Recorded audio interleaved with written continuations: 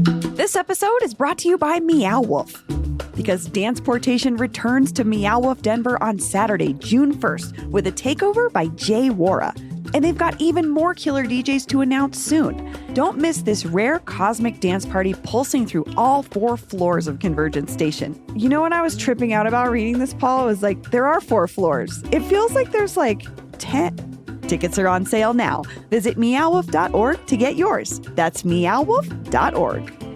Floors are not a concept that I have once I step inside Meow Wolf.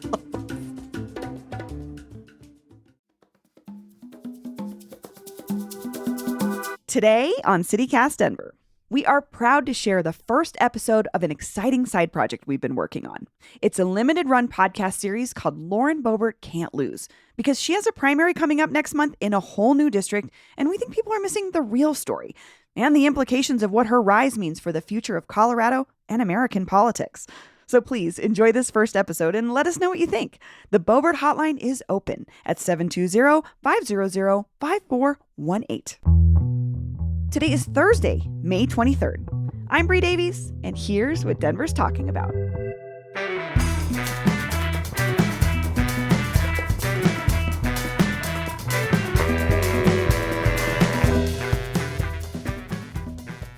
I want to play you a clip from a phone call that's part of an ongoing lawsuit in federal court.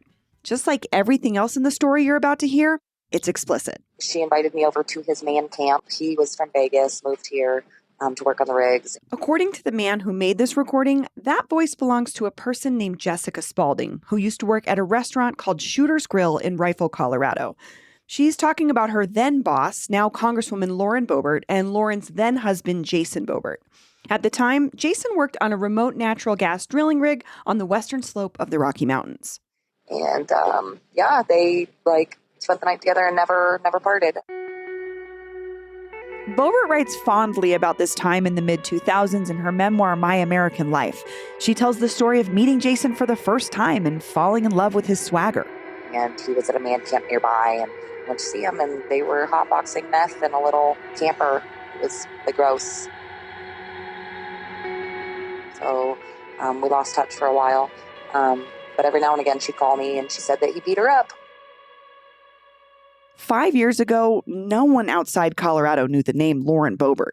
Now, people all over the world know about the congresswoman who interrupted the State of the Union or how much fun she had seeing Beetlejuice.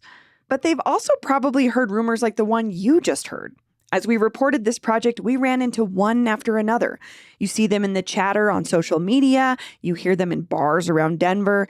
When politicians think the mics are off, this is what they want to talk about. And as we'll hear today, these rumors are now at the heart of a lawsuit in federal court. According to her, they're false and defamatory, but they're undeniably outrageous and obscene and fascinating. And despite it all, she keeps raising money, amassing followers, and winning elections. She's got another big primary coming up in June, so it's a good time to ask the question, where did these rumors come from? And maybe more importantly, why is it that none of them seem to slow her down? I'm Bree Davies, and this is Lauren Boebert Can't Lose. In this first episode, we're diving deep into one of the most oft-reported rumors to try and find out where it came from, why it keeps spreading, and what's going to happen now that it's in front of a judge. Okay, I'm here with my producer, Paul Caroli, who works with me on our daily news show, CityCast Denver. Hey, good morning, Bree. So, Paul, for listeners who don't know, can you give us a quick bio of the Congresswoman? Sure. Lauren Opal Boebert is a 37-year-old Republican congresswoman who grew up in and still represents the rural western half of Colorado. She got famous for running a restaurant where she and all her servers wore guns on their thighs, and she was first elected to Congress in 2019 when she unseated a 5-term Republican congressman. But that's really just the facts. The real story is that she's become this larger-than-life figure who liberals despise and conservatives love, seemingly no matter what they hear about her. Whether it's the State of the Union interruption, or the vaping and groping some dude in a dark theater, or the million rumors about her. Well, that's where I want to start, because you've been looking into one of those rumors. I have, and I don't even remember where I heard it first, but the way one version of the story goes is that before Boebert was elected to Congress, she worked as a paid escort, and that Senator Ted Cruz was one of her clients. One thing you'll hear people say is that this rumor explains her fast rise to power. So a few months ago, when we started working on this project, I decided I wanted to know the truth. And I Googled this crap for the first time. Literally, Lauren Boebert Escort. And I saw that Boebert had denied it. Other journalists had tried and failed to get to the bottom of it. And a lot of people were linking to this weird website called AmericanMuckrakers.com. If it's still live, and it isn't always live these days, you'll see immediately it's not a professional design. There's lots of photoshopped images of Boebert with clown makeup. There's the surveillance footage from her night out at the theater that we've been talking about. The phrase Bobo the Clown appears in big block letters. And there's a contact page with an email address. I'm good to go. The man who responded to my email is called David Wheeler. David, we got to start with that Zoom background, or the photo you have when you turn your video off. Was that a picture of you and Obama? Oh, yeah. That's in 2007, February 4th, I think it was, in Waterloo, Iowa. I helped to put together Obama's announcement when he was still senator. He didn't have any security, nothing. Wheeler told me he's been involved in Democratic Party politics in some way or another for at least 20 years. And this moment with former President Obama clearly meant a lot to him, because he had this whole story of the time he got Obama's campaign bus stuck in this snowy parking lot. And so I ran out into the parking lot and I saw this bus that couldn't get up there. Bounded into the bus, and the senator kind of immediately looked a little flustered. He said, "Wow, David, you really packed them in here. This is terrific. Grab Michelle's arm. Let's shuffle across the ice." That was so refreshing to me. And, it just endeared me for life. Wheeler even ran for office himself a couple of times in his home state of North Carolina. But after a loss in the state Senate race in 2020, he and a friend who had also just lost an election were commiserating, and they decided to form a PAC, or Political Action Committee, called American Muckrakers, with the explicit goal of taking down one of the people that beat them, North Carolina's newly elected Republican Congressman, Madison Cawthorn. And our idea was to track his every movement every single day of the week, call him out when we can with facts. Not to create salacious nonsense or lies or TMZ kind of rumorish crap. But the more we followed the guy, the more we dug into him, the more we realized, he's a walking, talking contradiction. As Wheeler and a small group of volunteers were collecting material, Cawthorn was giving anti-trans speeches on the floor of the U.S. House of Representatives. He once said on the subject that, quote, "The left has ripped away the pen of truth from the author of life." 1 month after that speech, Wheeler posted a video to American Muckrakers' Twitter account. North Carolina Representative Madison Cawthorn tonight, now the subject of a sexually explicit video, which appears to show Cawthorn with another man. We are not showing it on WIFF4. Cawthorn said he'd just been joking around and was being crass with friends, but the story went viral, and he ended up losing his primary a couple weeks later. For Wheeler, this was a huge success. So what are your standards? Well, facts. We stick to facts. It doesn't have to go through 17 editors and hoops that I think normal journalist organizations have to delay stories or kill stories. Once we are comfortable with it, or it's on video, we'll go with it. But, okay, what does Lauren Boebert have to do with this? Well, after Cawthorn's primary, Wheeler told me that he was feeling great, and he'd amassed this following on social media, so he put the question to them: who should American Muckrakers target next? And he says they got a huge response from people in Colorado, basically saying that Boebert was vulnerable. She had not yet finished her first term in Congress at that point, and a strong Democratic candidate had just jumped into the race against her.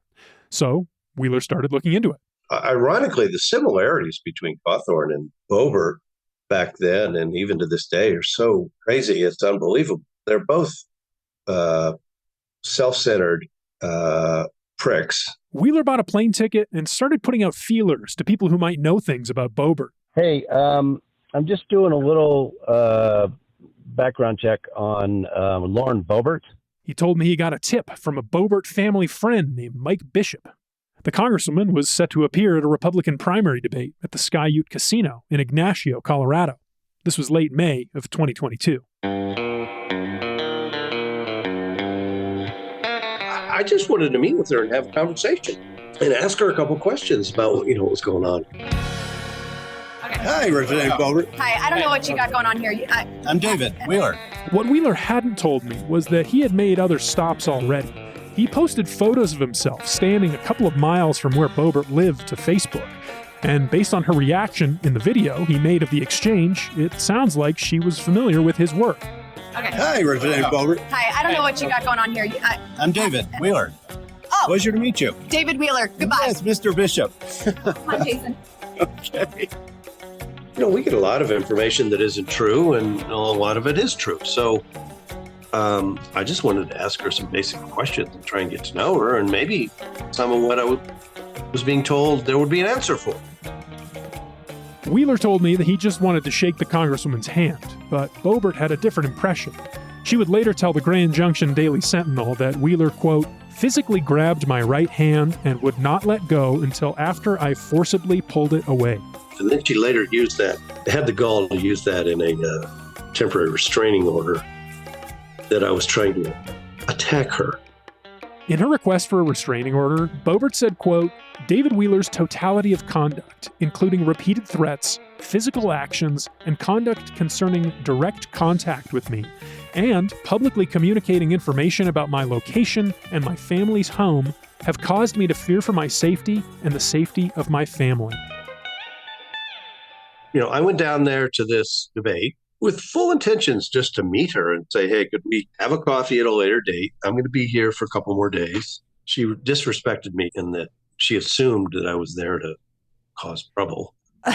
Wow, Paul, I did not expect to feel empathy for Lauren Boebert so quickly, because I have been in a position like this with some guy coming up to me at a public event with who knows what kind of expectations. Well, whatever happened, whatever was in their minds in that moment, Wheeler told me this was it.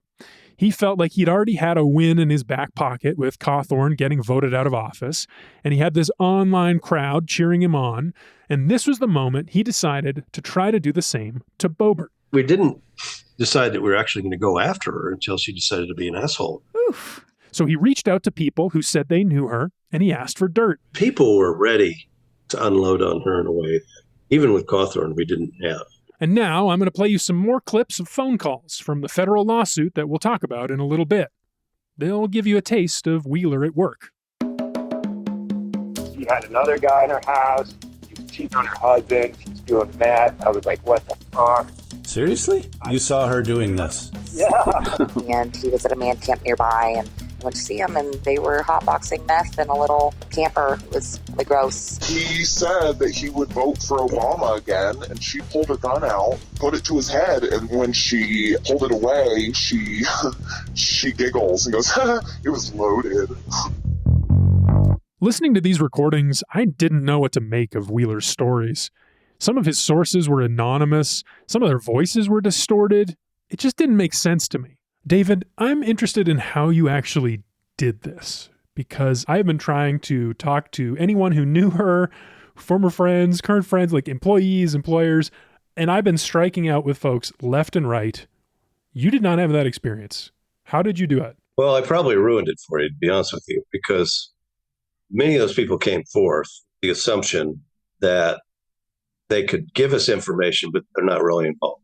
Well, it doesn't really work that way. So, for example, a former employee came and gave us information, introduced me to a bunch of folks, said a bunch of things that were extremely salacious, but somehow thought they were going to stay out of the middle of it. We're all adults. We know when we say something to somebody else, going to be used somehow. And if you don't think we're going to use it to the full extent we can, then you're not really paying attention. Let me address the extremely salacious things he's talking about here, because this is the Escort rumor. Wheeler told me that he heard from two different people that they had witnessed Boebert doing this work. There were credible sources and credible people that told us stories that that's how they met her. Some work that she was doing in a rest stop. In court documents, Wheeler named his two sources as Cindy Lee O'Brien of Newcastle, Colorado, which is just a few minutes up the road from Rifle, and Judy Biedenbach, who was the one who apparently corroborated Cindy's initial account.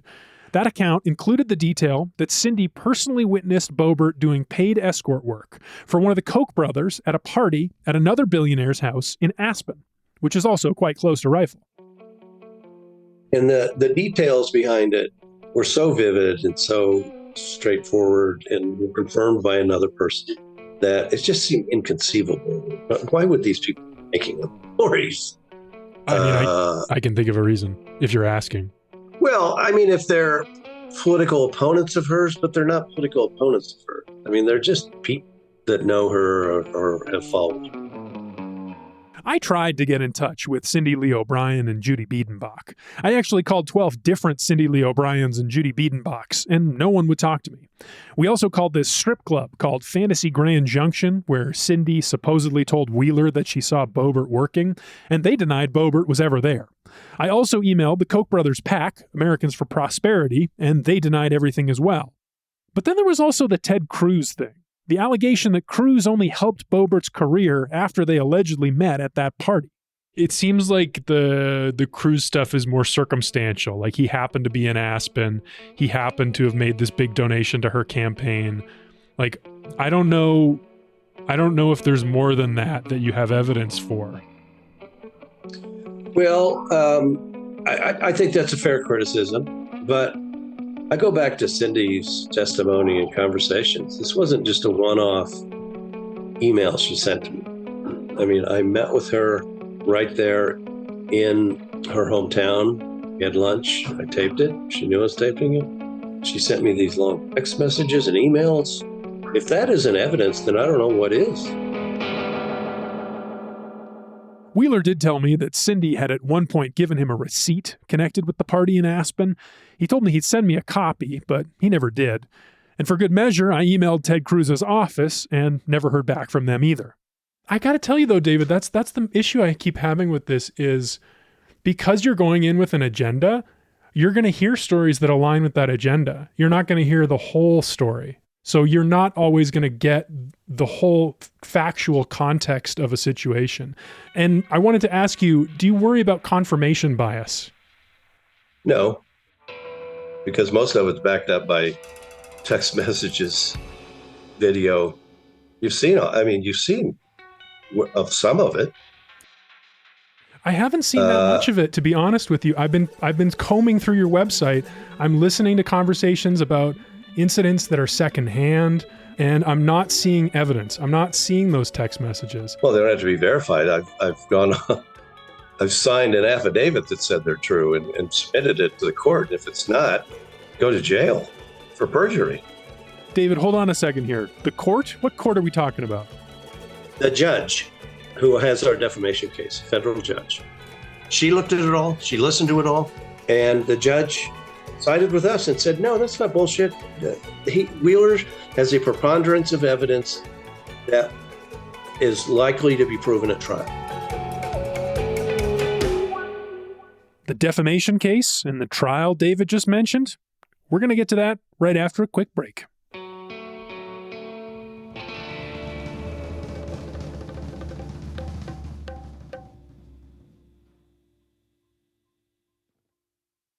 So, Paul, we just heard about a lawsuit David Wheeler is involved in with Representative Boebert.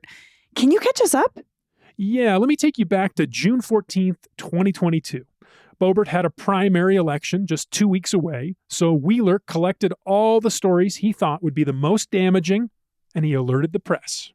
Prostitution, multiple abortions, they're the type of allegations that would normally be written off as ludicrous. You know Lauren Boebert? You know this one? She's Marjorie Taylor Greene's wingman. PAC is now saying before in her life she was at one time an escort. And tonight, Colorado Republican Congresswoman Lauren Boebert says she is preparing to sue a far-left group calling itself American Muckrakers PAC over what she is claiming are false and disgusting claims that she used to work as an escort. And that so Boebert herself goes on the Sean Hannity show to respond. You know, Sean, this is the politics of personal destruction, and this is why people hate politics. I've been in D.C. this week, and I mean, I just want you to put this in perspective. I had home tonight, and I have to explain to my 9-year-old what an escort is, and that mom never did that. I have to reassure my 4 boys that I didn't have 2 abortions, that they don't have 2 siblings that never made it. This is absolutely disgusting. It's sick, and it needs to stop. She denied everything. repeatedly. And the press started fact-checking his stories and found all sorts of inconsistencies, like Wheeler's claim that Boebert had an abortion just a few months before the birth of one of her sons, which would have been impossible. She comes at me with both guns ablazing, man. Sean Hannity, multiple shows, radio, television. David Wheeler is lying about me, knows he's lying, put it out anyway. Our donors flipped out. My supporters flipped out. I flipped out. I thought, shit, she's just ruined my career and my life. Because American Muckrakers is a political action committee, David has to file campaign finance reports with the Federal Election Commission. So I was able to check the numbers, and it's true. After Boebert's denials, his fundraising dried up. Meanwhile, she went on to win her primary, and then again in the general, and she never ended up suing him. And all David's stories entered this weird limbo they're in now. He admitted to CNN that there were, quote, inaccuracies, but throughout all of this, he insisted and still insists that the thrust of his reporting was accurate. Because of Boebert and her actions against me, I'm on fucking food stamps. And instead of rolling over, I put my nuts on the line again. I found a lawyer that was willing to take this on contingency, and we're winning. And I'm going to win back my reputation. I'm going to win back my integrity. You know, this is a fight to the death. It's a fight to the political death. So he's just going to keep pushing on this, I guess. Yeah, and it's not he said, she said in the press anymore. It's going to court. And all I knew was that Wheeler was feeling confident. So I called up my favorite First Amendment lawyer to help me understand the case. Let's see. Did we finally get the camera to work? There we are. Hey. Steve Zansberg does pro bono work as the president of the Colorado Freedom of Information Coalition. I first met him a couple of years ago when we got into a jam with the bougie train station downtown. They kicked us out when we were trying to record a podcast in their fancy lobby. Then Steve found a loophole in their recording policy, so we got out of the whole thing okay. I'd say Steve is Colorado's leading expert on issues like free speech and defamation. So I asked him for his take on Wheeler's case. It's a political activist who aired a bunch of rather serious allegations against a sitting member of Congress. And she went on, I guess, Sean Hannity's program and denied those allegations and essentially said that he was lying. And so he has sued her in federal court for defamation, for damaging his reputation by saying he lied. Specifically, Wheeler filed his lawsuit in June 2023 at the U.S. federal court here in Denver, Colorado. His complaint alleged that Boebert's denials and threats of litigation constituted a, quote, intentional attempt to undermine his rights under the First Amendment and damaged his reputation and career. I think those are pretty interesting and unique set of facts. I can't think of too many other cases that are even in the same realm. Steve did tell me that this area of law has been increasingly popular over the last few years. There was the case against Alex Jones over his claim that the Sandy Hook shooting didn't happen, and then that huge $150 million ruling against Rudy Giuliani for his false accusation that the two Georgia election workers schemed to steal the 2020 election. The New York Times actually reported on this earlier this year, that there's this growing group of lawyers using defamation law to combat the rise of political misinformation. But that's still my question about this particular case.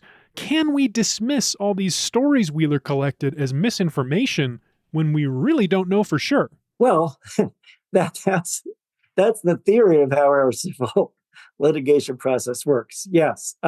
The discovery process, as well as a trial, if it goes to trial, is intended to discover the truth, to put people under oath and to have them swear, as they would in a court of law, that what they're saying is based upon personal knowledge and is true upon penalty of perjury. And that's where the rubber meets the road.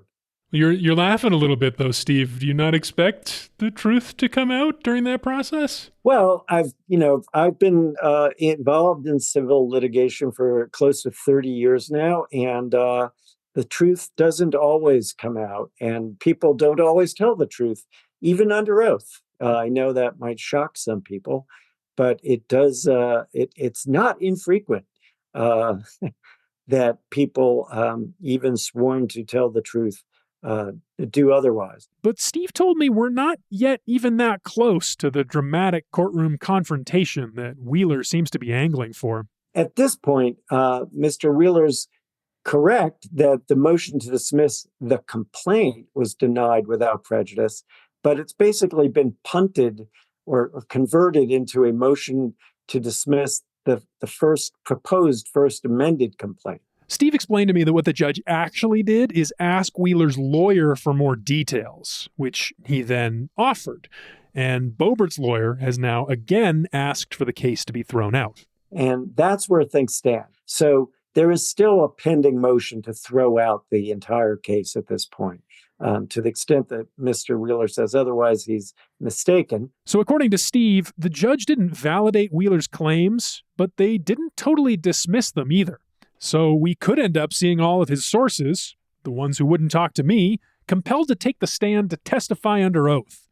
But according to Steve, there's a good chance that never happens. I have a hard time seeing how somebody denying what they are accused of impugns the reputation of the accuser.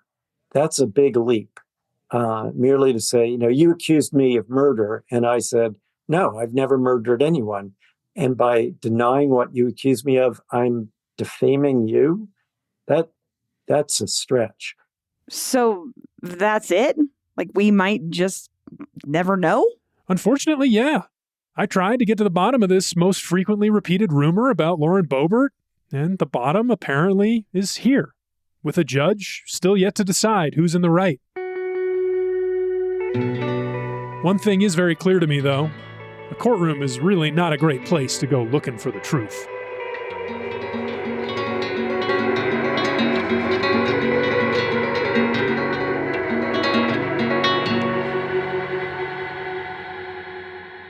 I wonder what you think, like, big picture, the way these fights are happening over information. I wonder what you think that says about our political discourse right now. Well, I have opined elsewhere that we as a society are better off without all of these claims being brought, and that they are chilling of free speech. But increasingly in the last few years, and I would say since the last presidency, and the last president called the American press the enemy of the American people, and labeled the New York Times and CNN and Washington Post and all the others fake news, and called upon his colleagues to bring suits against the news media. And he claimed while president that he was going to open up the libel laws. All of that rhetoric has produced a wave of libel litigation that is heavily politicized, and to my mind, really misuses that tort. Tort is a civil claim to make political points, but not to bring compensation to those who've had their reputations seriously damaged by false and defamatory statements. And I do worry about the welfare of our democracy. I'm a strong believer in the freedom of the press. And so to the extent that all of this, the litigation and the rhetoric, undermines public trust in that institution, which surveys show is at an all-time low, yes, I do have grave concerns about what that means for our democracy. Steve, while I have you here, and you're kind of the guy that I call with issues like this, is there anything I should, selfishly be worried about covering this story? Well, you're stepping into obviously a bit of a hornet's nest, and the only thing I would counsel you is what good journalists do. They tell the public what they know and what they don't know, and they do reporting. And if they get something wrong and it's brought to their attention, they correct it. That's what the press does. You're not, as I understand it, you're not taking sides in this dispute. You don't have a horse in this race or a dog in this fight, and you're just telling the public about a interesting, high-profile bit of litigation in federal court here. So long as you don't say something that is false and defamatory about either of these litigants with knowledge of its falsity or with a high degree of awareness of probable falsity, you have nothing to fear.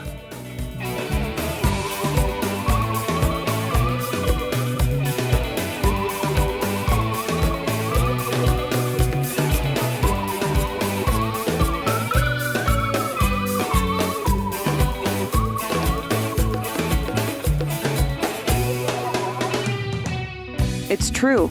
We don't have a dog in this fight.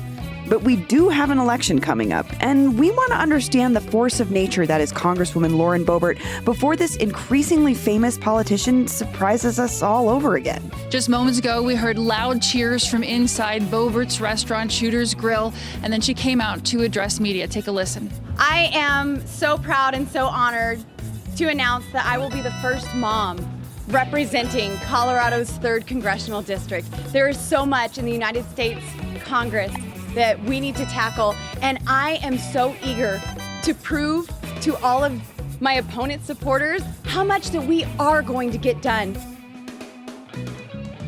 Next time on Lauren Boebert Can't Lose, we've got the real story of how a 33-year-old restaurateur with zero political experience became the face of a movement. Bree, here we are in Rifle. How do you feel? I have to say, there's like a lot more people around than I expected. Let's talk to some of them. Okay. I literally had somebody say this to me years ago where they said they didn't trust what I wrote in my newspaper, but they trusted what they read on the internet. So I asked them to give me an example of something they read on the internet that they trusted, and they came up with a story, and I proved to them I wrote that story. Yeah, that actually happened. They're recording back to me my own story. This has been Lauren Boebert Can't Lose, a production of CityCast Denver, where you can find me and Paul every day talking about the latest news and culture in Denver, Colorado. You can learn more about us and this special series at denver.citycast.fm. See you next time. No mask! No mask! That's all for today here on CityCast Denver. If you enjoyed this show, why not take a minute to tell the muckraker in your life about us? Rate the show wherever you get your podcasts, and subscribe to our morning newsletter and learn more about us at denver.citycast.fm. We'll be back tomorrow morning with more news from around the city. See ya!